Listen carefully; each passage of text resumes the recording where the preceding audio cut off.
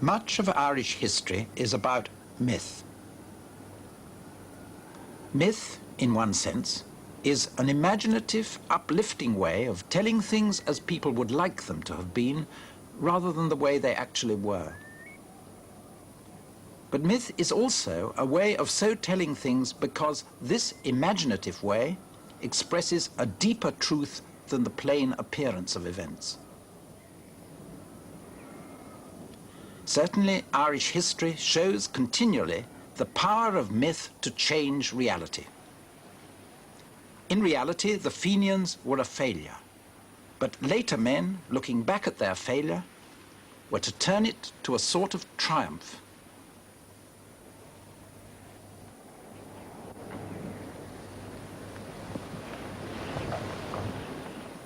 To understand the 19th century Fenians, you have to start at the time of the terrible experience the Irish people passed through in the 1840s, the Great Famine.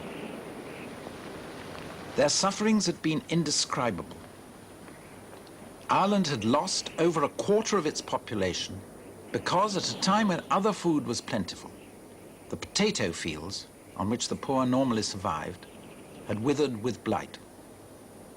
1.5 million had emigrated. Perhaps as many as 1 million had died. Just before this great national calamity, there died a young man, Thomas Davis, who'd been trying to develop among Irish Protestants and Catholics alike a renewed sense of nationality. He and his friends Gavin Duffy and John Blake Dillon had started a paper, The Nation, to be the voice of a young Ireland movement, fostering national ideals. But with the famine, bitterness and desperation overtook young Ireland, particularly one John Mitchell, who started a more aggressive paper, The United Irishman. When Mitchell was arrested, his mantle fell on an improbable new leader, an old Harrovian ex-member of Parliament, Smith O'Brien, who in the summer of 1848 found himself in Tipperary, in the neighbourhood of this farmhouse, desperately trying to raise the peasantry in arms. The farmhouse is little changed today. A warrant was soon out for Smith O'Brien's arrest. A party of police of the Irish Constabulary, a recently formed paramilitary force armed with rifles in the Queen's name, had first moved towards the little village of Ballingarry, which is over there, where O'Brien was, meaning to arrest him. But discouraged by the barricades which they found up there and the large numbers of people they found milling about in indeterminate mood, but some of them armed, they prudently decided to withdraw to this little farmhouse on the top of a hill about 1.5 miles away. The house was owned by a widow named McCormack.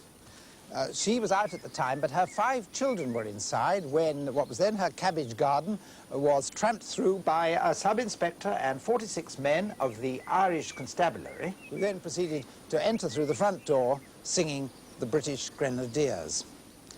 They immediately started to break up the furniture and put the house into a state of defence. Meanwhile, Smith O'Brien, accompanied by 1 or 2 of his young Ireland lieutenants and some 40 or so of the peasantry armed with guns and pikes and even the occasional scythe, and followed by a crowd of curious onlookers, made his way up here to try and dissuade the police from arresting him altogether. He just got here when the widow McCormack herself arrived, and seeing that there was some plan to set fire to some straw in order to smoke the police out from here, she implored him to save her 5 children and her house from destruction, whereupon he desisted from that plan. But he then came up to the window here and tried to persuade the police inside to surrender as good Irishmen. But they, as good Irishmen, replied that they'd rather forfeit their lives. So he said he'd give them 5 minutes to think it over and began to walk away when there was a cry from the crowd out here of slash away, boys, and slaughter 'em. And stones were thrown at the house, possibly a shot was fired. Anyway, the police, who were nervous, obviously, fired a powerful volley down into the crowd, and 2 of the would-be besiegers were killed, several wounded, though none of the police were hurt. One of those wounded was a young man named James Stevens, who'd been one of O'Brien's lieutenants. The mob dispersed, Smith O'Brien himself and Stevens making off into the countryside as best they could, Stevens with a slight wound in the leg. Such was the so-called Rising of 1848, an event which a later Irish nationalist of the 20th century, Patrick Pearse, was to refer to as one of the 6 occasions in the past 300 years when the Irish nation had asserted its right in arms to national sovereignty and freedom. It's more truthfully known as the Battle of the Widow McCormick's Cabbage Garden. While Stevens managed to escape, O'Brien was arrested on Thurles railway station a few days later, lodged in gentlemanly enough fashion in jail, but charged with high treason and taken through the full rigour of a state trial in which he was condemned to be hanged, drawn and quartered. His sentence was eventually commuted to exile in Tasmania. But what of Stevens? James Stevens had never been captured. He'd escaped to France, where he fought on the barricades in the insurrection of 1851, contacting the French revolutionary secret societies of that day. These secret societies utterly absorbed Stevens's mind, and he began to think of applying their techniques to nationalism in Ireland.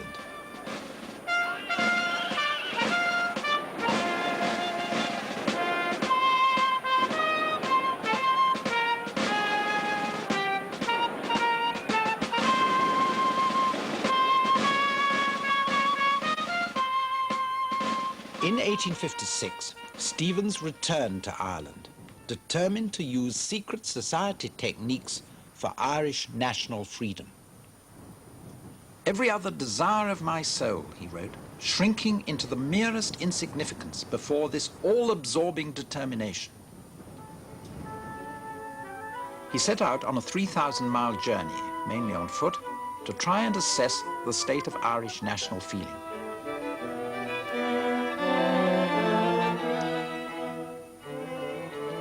There had been a report that Stevens's wound at the Battle of the Widow McCormick's Cabbage Garden was a mortal one, and there'd even been an obituary of him published in a newspaper.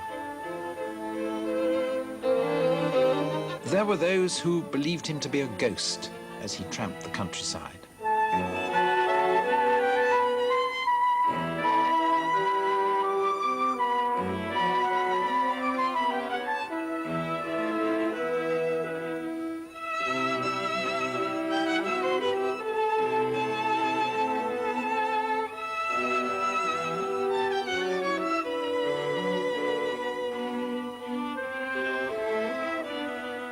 Other people, less superstitious, regarded him as an impostor. As he passed on his way through towns and villages from which he'd been absent for 8 years, he felt himself at first an isolated figure, and was even sometimes taken for a foreigner in his persistent quest for Irish nationalist ideals, which seemed to have very little reality to the ordinary Irish people of that day. The people, Stevens decided, are in a hopeless state of inactivity. Political life is dead.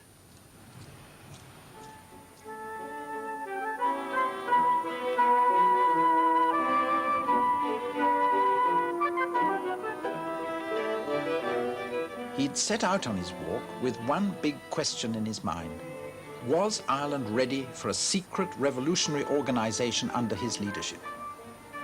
In his native Kilkenny, once centre of the Young Ireland movement, Young Ireland was now forgotten.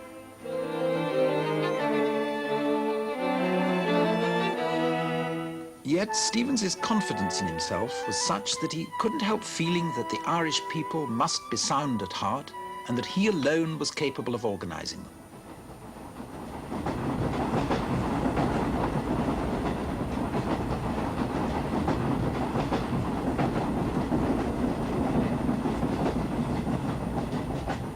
He went by train to see his old leader, Smith O'Brien, who'd been reprieved from his exile and was now living quietly in County Limerick. But from Smith O'Brien, Stevens heard only a depressing opinion. You see, Mr. Stevens, the respectable people of the towns especially are quite indifferent to, if not hostile to, Irish nationality. Yet, as he confidently persisted in his search for contacts and information, Stevens felt his confidence began to be rewarded, and he thought always of the possibility of help from America. I saw the eyes of artisans and laborers light up to the glow of indescribable ardor when I spoke to them of their brothers beyond the seas, of the new and greater Ireland in the Western Republic, and reminded them that the cause which braved so many dangers had got enough life left in it to rise once more in the near future to the position it deserved to enjoy.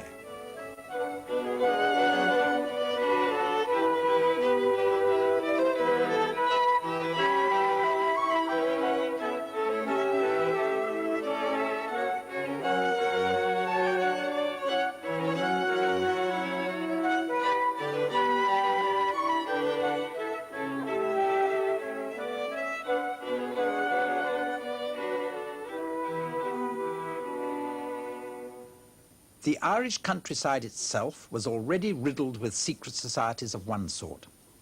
Those agrarian secret societies, known now as ribbon men, who, with often crude and rough justice, protected the interests of the peasantry and small farmers against large farmers and landlords and against possible eviction where the law did nothing to protect them.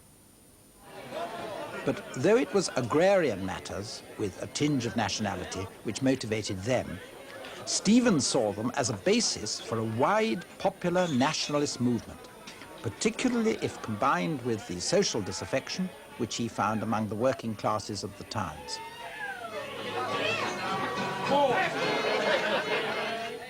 But whereas the leadership of the ribbon organizations often appeared crude and was limited in national outlook, Stevens was determined to fashion something on a higher national plane.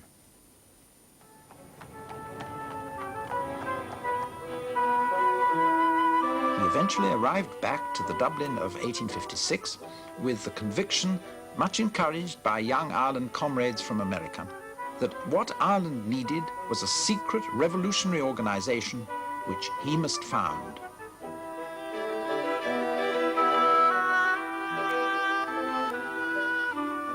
And it was in Dublin, on St. Patrick's Day, the 17th of March, 1858, in a yard somewhere off Lombard Street, that Stevens founded that secret organization, later to become known as the Irish Republican Brotherhood. It's an appropriately hole and corner sort of place for him to have done so in, because it was to be, for very many years, a hole and corner sort of organization.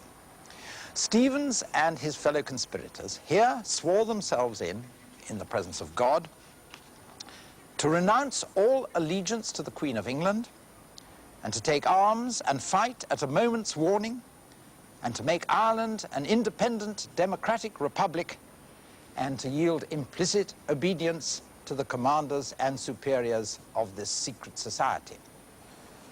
Bold words in the context of a time in which almost no one in Ireland seemed the slightest bit interested in making Ireland an independent democratic republic.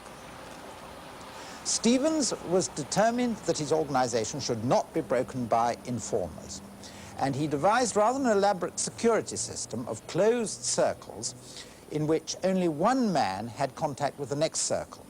And this was for a time very effective, so much so, in fact, that later in the year, when the government got onto one of his circles in Cork, they didn't realize what they'd got onto. They caught one of his men, a young man named Jeremiah O'Donovan Rosser, swearing in members of the Irish Republican Brotherhood. But he was able to pass himself off as simply one of a bunch of rather foolish young men in the district, and the whole thing blew over when O'Donovan Rosser and the others let themselves be bound over to keep the peace. Stevens, meanwhile, had gone off to America to raise money, firm up contacts, and, with a former comrade of 1848, John O'Mahony, found the American part of the organization, the Fenian Brotherhood.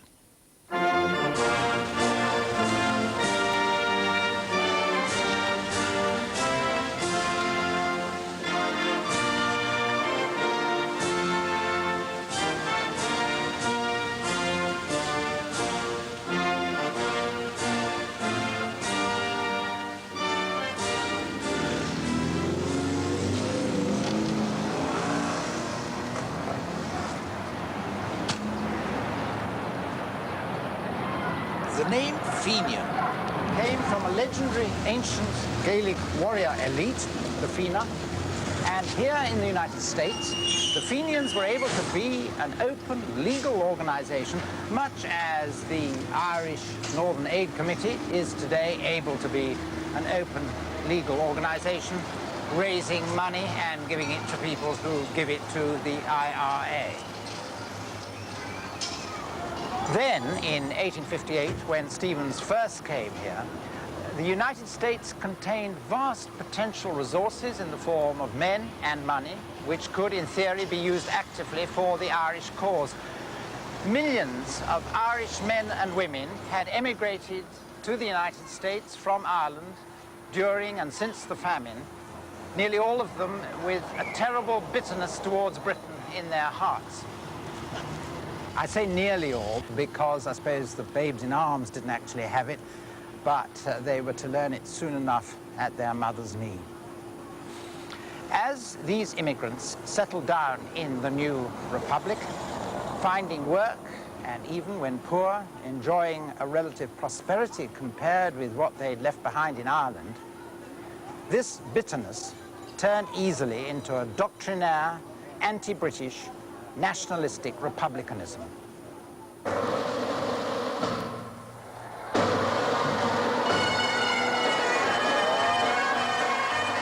An Irish nationalism which gave them status in their new country, America, rather than involving them very directly with Irish affairs in Ireland.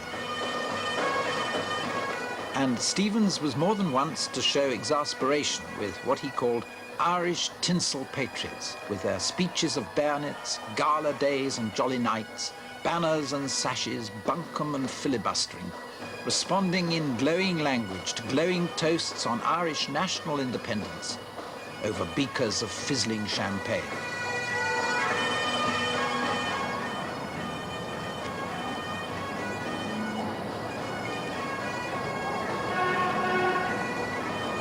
But on this first visit, Stevens's fellow Irishmen made all the right noises for him.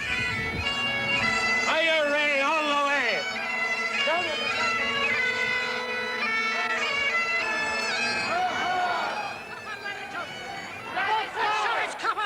I support the patriots, the men who are fighting for their freedom. But all of our money is coming from working men that give a dollar or two here.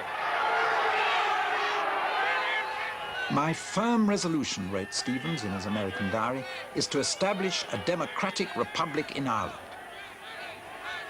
Stevens was hailed as the wolf tone of his generation. Our nation once again, its ideal voice and fold and fame, our nation once again. In 1861, in San Francisco, the Fenians there made a practical gesture to help Stevens's organization in Ireland.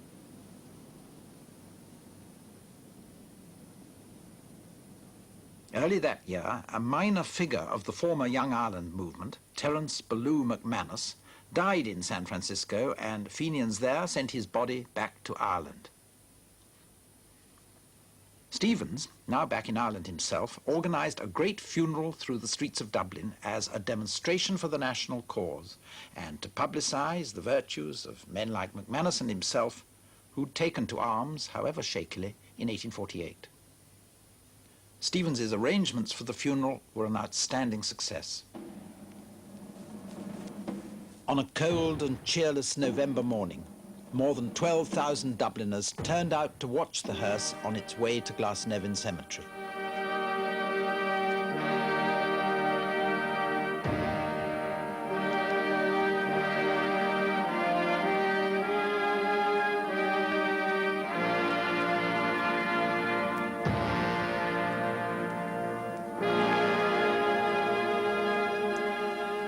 The Archbishop of Dublin, later Cardinal Cullen, strongly condemned the tradition of violence that was being extolled in the funeral, and he denounced, as the Church must, all secret societies.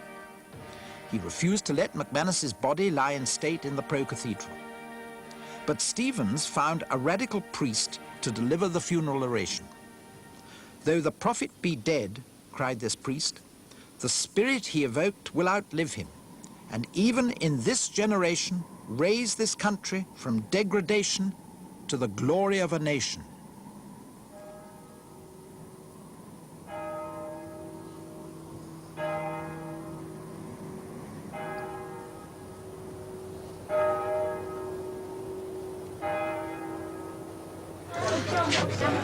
From this moment on, Stevens's organisation began to flourish. In public houses and other meeting places all over the country, men began to take the Fenian oath. I, William McCarthy. I, Patrick Welsh. I, Lawrence Redmond. I, John O'Brien, in the presence of Almighty God, do solemnly swear allegiance to the Irish Republic, now virtually established, and that I will do my very utmost at every risk, while life lasts, to defend its independence and integrity. And finally, that I will yield implicit obedience in all things, not contrary to the law of God, to the commands of my superior officers. So help me God. Amen. So help me God. So help me God. Amen. So help me God. Amen. In the summer of 1863, Stevens greatly increased his hold on Irish opinion by starting his own newspaper, the Irish People, which became an undercover propaganda sheet for the Fenians. The members of the editorial board were all members of Stevens's Central Secret Committee. Thomas Luby, the nominal proprietor. John O'Leary, the editor. Jeremiah O'Donovan Rosser, the manager. And Charles Kickham, himself later to be head of the Irish Republican Brotherhood. But Stevens himself fully controlled the paper's policy and was soon calling himself chief organizer of the Irish Republic.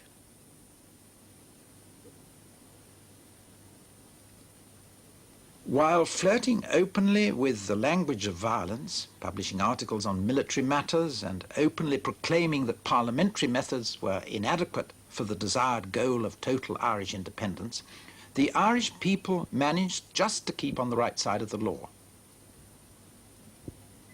One way it did so was by continuously and effectively publicizing the Fenian cause in America. It reported, too, on the American Civil War, now raging between North and South.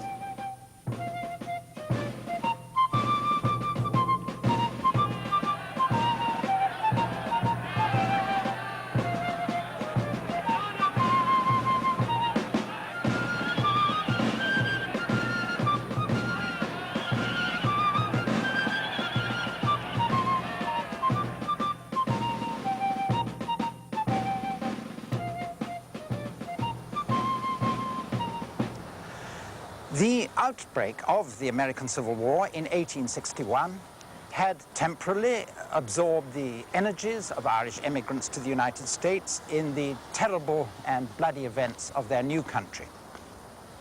But at least this had the advantage for Stevens of training vast numbers of Irishmen in modern warfare, because there were Irish regiments fighting prominently on both the Union and Confederate sides. In 1864, Stevens came to the United States again to recruit for the Fenian Brotherhood among the Union armies of the North. He did this with his usual energy and determination, was met with much enthusiasm, and declared his recruiting drive an outstanding success. So much so that by the end of the year, he was able to write claiming that he had 100,000 men ready to fight in Ireland. And he wrote saying this to his old comrade of young Ireland days, John O'Mahony, who was the nominal head of the Fenian Brotherhood here and who was fighting then with the Union armies of the North. Stevens added in his letter to O'Mahony, "Let no man for a moment doubt that we are bound to action next year.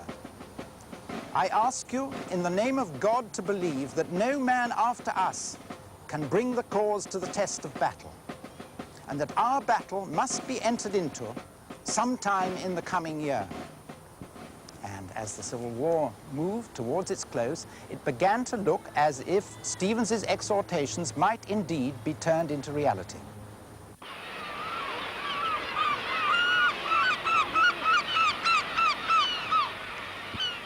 Back in Ireland too, the feeling was growing that 1865 would be the year of action. Stephens's man John Devoy was busy there recruiting among soldiers in British-Irish regiments, swearing them into the organisation when off duty. Secret meetings were being held all over the country, not only in public houses, but in upstairs rooms where manuals of military warfare were studied and tactics discussed. News of such gatherings was being passed on furtively in the streets, in alleyways and doorways off them,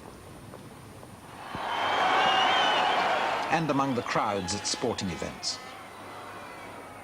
Above all, drilling was taking place,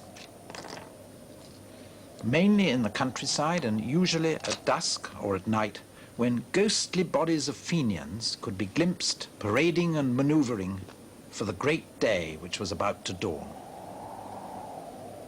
And reinforcements were on their way from America. With the surrender of the South in the Civil War, Irish-American soldiers from both sides had been making their way across the Atlantic to Dublin, many of them easily recognizable by their felt hats and square-toed boots. Then, in September 1865, reality broke in as crowds gathered at the Irish People Office to hear that a government informer had been at work there, and that the news was that for all Stephens's precautions, the entire editorial staff had been arrested. O'Leary, Luby, and Rosser were all taken to jail.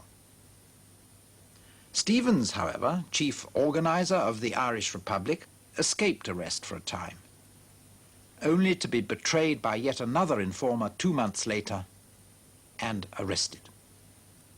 His security network had broken down. Stephens was lodged here in Richmond Jail, as it then was, in Dublin. And with the chief organizer of the Irish Republic thus safely inside, people felt they could sleep safely in their beds again. It's true there were a number of Irish-American veterans of the American Civil War still hanging about Dublin, but on the whole it seemed as if the danger of a Fenian rising was over. And yet it was from here that Stephens was to carry out his most effective single piece of action to boost the morale of the Fenian cause, because 2 of the warders here were already secret members of his organization, and with their help he was brought out of his cell one stormy night in the middle of November 1865. He was brought to a point in the wall here, from the other side of which a prearranged escape party, headed by one of those Irish-Americans, Colonel Kelly, threw over a rope ladder, and Stephens got clean away. The chief organizer of the Irish Republic was now at large again. It was clear that the tentacles of his conspiracy spread everywhere, even to the very heart of Her Majesty's prisons. Would he now keep his oft-repeated vow to strike in arms in Ireland before the year was out? There were only a few weeks to go. No, he would not. An anxious public was being partly reassured by the arrests of Americans and other Fenians continually taking place as a result of government information.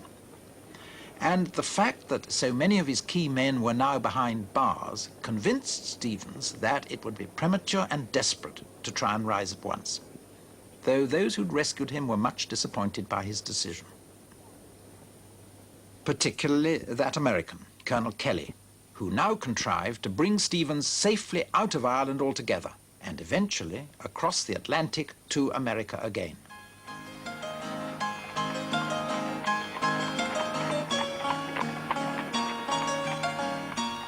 In New York, by the middle of 1866, Stephens, encouraged by his American contacts, was again boasting that he'd have an army fighting on Irish soil by the end of the year. By the end of the year, he was again urging the Irish-American Civil War veterans that there must be a postponement. This was too much for them, and they began to have serious doubts about Stephens's leadership. To put a kindly interpretation on this, he was calling the bluff of his own bombast, realizing that things simply weren't ready for a rising in Ireland. To put a less kindly interpretation on it, he was scared. Certainly this is what the Irish-American veterans thought, and particularly that Colonel Kelly who'd helped him escape from Richmond jail and who was now openly calling him a coward. They deposed Stevens from his leadership of the organization in Ireland. Kelly took it over himself, and in January 1867, he sailed from New York, together with a number of other Irish-American veterans of the Civil War, determined to carry out a Fenian rising here in Ireland in 1867 at all costs. And that brings Stevens' own part in the Fenian story to a close. He was to hang about on the fringes of Irish revolutionary activity for many years. But by the end of the century, he was regarded as harmless enough by the British authorities to be allowed to settle in Ireland again, where he died as late as 1901 in his bed. But the men of action who in 1867 had taken over the movement he founded had made it possible for him to be interred, if not with glory, yet with some renown.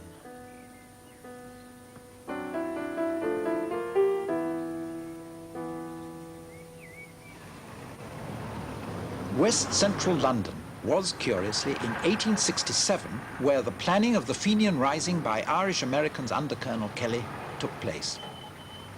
Habeas corpus had been suspended in Ireland, but not in England, so it was safer to plot here.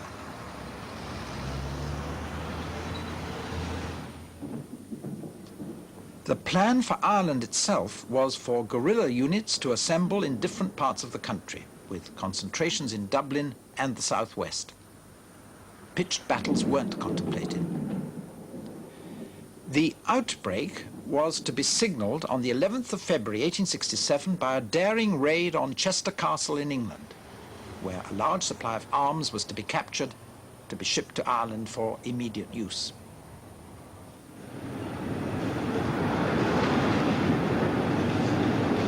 On the morning of the 11th of February 1867, Irishmen with revolvers under their clothes were pouring into Chester by every train.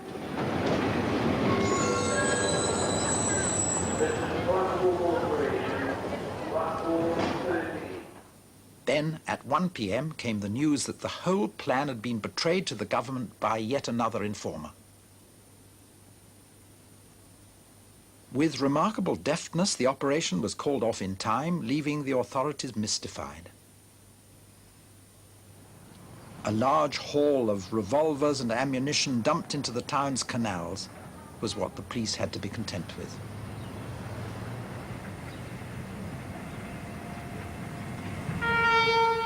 Three weeks later, at a railway station in Ireland, the Fenian Rising finally got off to an almost equally abortive start. For as a train brought a self-styled Fenian general into Limerick Junction to take command of guerrilla operations in the southwest, two men were waiting for him. They were from the police. The Fenian general, too, had been betrayed by an informer. At once he turned Queen's evidence and told them everything he knew. Unaware of the disaster, groups of Fenians duly rose and were in most cases quickly dealt with. At Tallaght, near Dublin, several hundred Fenians were dispersed by a volley from 14 police. Across the countryside, spasmodic raids took place against police barracks and other government installations, and there were about a dozen Fenian casualties. Some police barracks were taken, but the local leadership, though brave, was often amateurish, and casualties had a disproportionately discouraging effect on discipline. The rising did, however, cause some alarm before police and military successfully dealt with what, for all the proud boasts of organization in Stevens's day, often turned out to be little more than vulnerable and ill-armed, if spirited, mobs.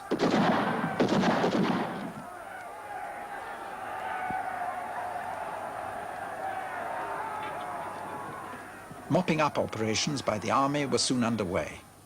though there was one stand of a sort by Fenians in Tipperary.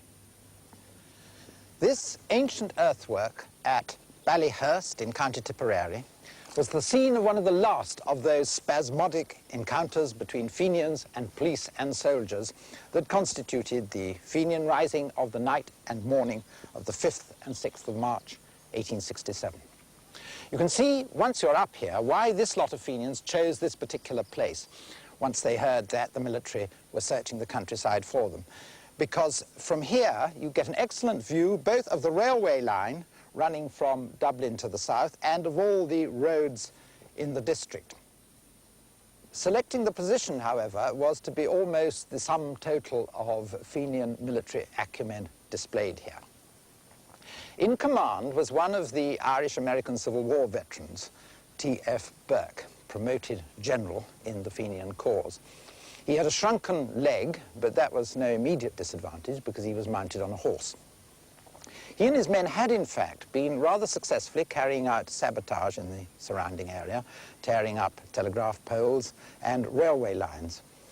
But they proved rather better at sabotage than at open fighting, because when a party of soldiers approached the earthworks here, the Fenians inside fired one ragged volley at them and then fled in disorder. Burke himself galloped off in the opposite direction, crying, "To the mountains, to the mountains." Into the mountains, pursued by flying columns of soldiers, came the scattered Fenians from Ballyhurst, falls of snow making their plight more desperate still. Their commander, Burke, didn't get that far, being brought down from his horse by a clever shot from a soldier at 300 yards range and being caught soon after limping along a hedge. In his pocket, incidentally, was found a new-style Fenian oath to be administered to the civilian population in the event of victory, and making them swear not to oppose the Irish Republic until relieved of the obligation. But of course, Ballyhurst was not a victory. It was a total disaster, like the whole Fenian Rising. And yet, this did not prevent the Fenians from entering into Irish national myth as heroes.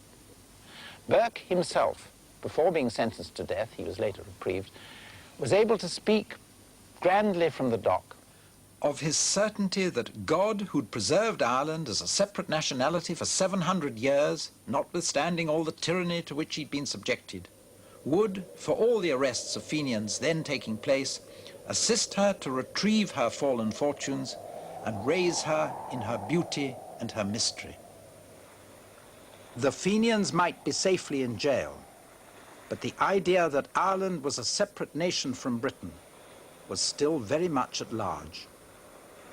The Fenians had made their contribution to the national myth. Characteristically, perhaps the most valuable part of the Fenian contribution to the myth took place here in Manchester several months after the rising itself had ended in debacle. The Irish-American veteran, Colonel Kelly, now Chief Executive of the Irish Republic, had remained in England undetected in spite of a very intensive search for him. Then, on the 11th of September, 1867, the police arrested two men here in Manchester acting suspiciously in a doorway. They gave their names as Wright and Williams, and they were charged with loitering. But on being put in front of the informer Corridon, they were immediately recognized as a Captain Deasy, who'd been active in County Cork during the Rising, and no less than the Chief Executive of the Irish Republic himself, Colonel T.J. Kelly. A week later, the most important Fenian action of the year was fought here on the streets of Manchester.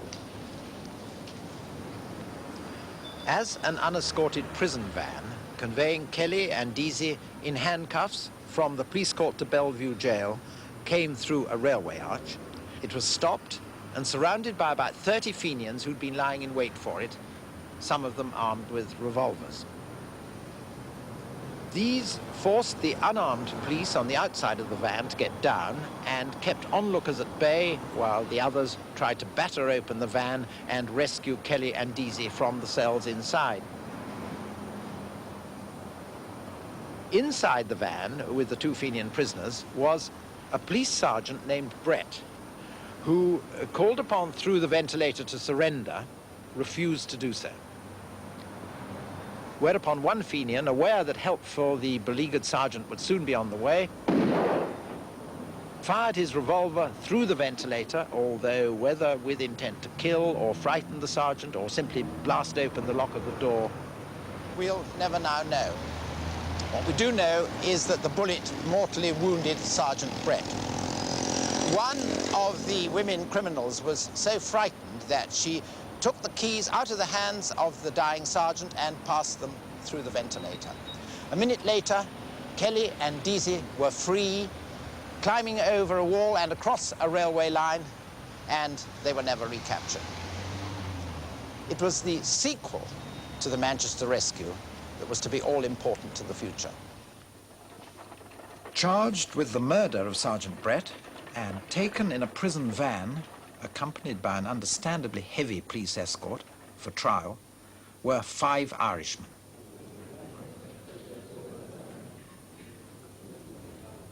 All 5 were found guilty of murder, and after the death sentence, one cried from the dock, "God save Ireland," and they all repeated that.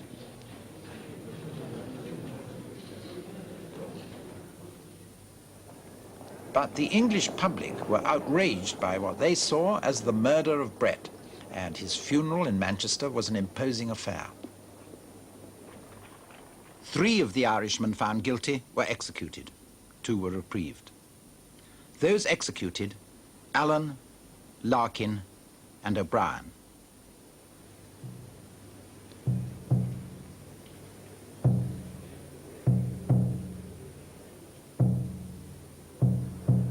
They were executed on a foggy morning in November 1867, and the atmosphere round the scaffold was so tense, with soldiers of the 72nd Highlanders placed round it, that when 2 explosions were heard nearby, the soldiers got ready to use their arms. But it was only the detonation of 2 fog signals on the railway line. Allen, Larkin, and O'Brien had all been present at the attack on the van, but none had fired the fatal shot. And because of that, and because few people in Ireland believed that Sergeant Brett's death had been anything but a justifiable accident, Allen, Larkin, and O'Brien have gone down to history as the Manchester Martyrs.